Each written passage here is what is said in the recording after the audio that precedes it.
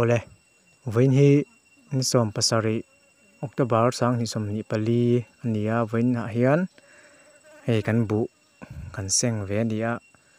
I tungkara tang ha kan seng tan to ke ma tak hi kan seng tan ni khanin video han ka vara han lak te kha ka du ve do ma ro chu ka seng le man che lo wangin na dang ka thole wangin voin ni a hei kan fe ve a ti chuan hei kan lo hi azau em lem lawa ma se hau tak ve athil ti zung zung thei lo ve dewa zon ki khil la khianin an senga voin ni a mi pahnih lo fa kan ruaya ti chuan madari nei kan fe boka father hi adam that lo wangin fe pui pe chi lawa ke ti kan zoom anga hi la ya kem pathum man bunga hian em kan pura fawa in kan han a ta ti chuan kan bu akha em a khan nung zong in kan vom lut le ti khan akha huna hianin ada khom na te po kan siam ata chuan kan han chung khom thina ni he kan la kwa la nge so la so kan seng to na nu ania te mina fia lo do mai thea a hriat thei lo do mai thea hei hi kum sang ni som ni pali kumin chunga kan lo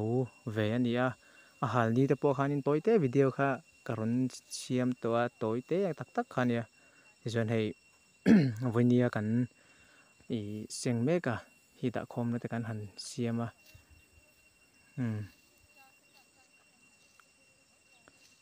chuan ko khu la ya kwan kan han da khom ma an lo seng to na nu te ku ti kwan kan zoom nga helai a hian ma an seng to na te po an lo da khom ve nual to a mun ni emo hun thum ve lai mo hianin da khom na hi siam te po ngai mi theya ti chuan hei tuna hian dar som pan hi le chan ve nia chhun kan chol to do na tin lo lu wa tuna hian ka om me ka lo lu lama tanga alan dan te po ten kan la thlale nge wen chama in kan seng zau ve reng mai chanu wa hian kan han bung lenga bu pui mun chin hi chu kan in seng zau thei to tura te po kan han ngai do ani tam lu tuk to lawa khu lai khu kan da khom na lai kha ni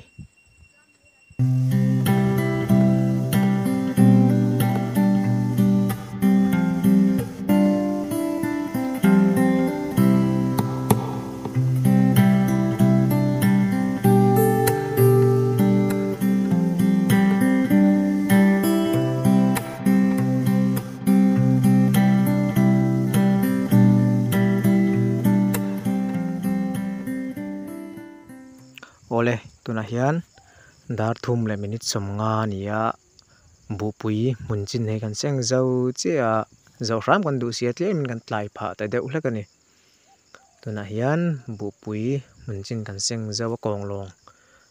seng tur tam vak lo ala oma hian voin kan bu seng dan an hei kan seng zau khop mai solai tuna kalak lai mek so kong long hun kan mu thei nga mo kong long mun ania te min alo pan deuh hleka chuan bu pui mun chin chu te hian kan seng zowa alo mom khop mai voin nia be se a in kan seng zawa hei an ron chho me kan hi an chau vi hong ven po alo mom khop mai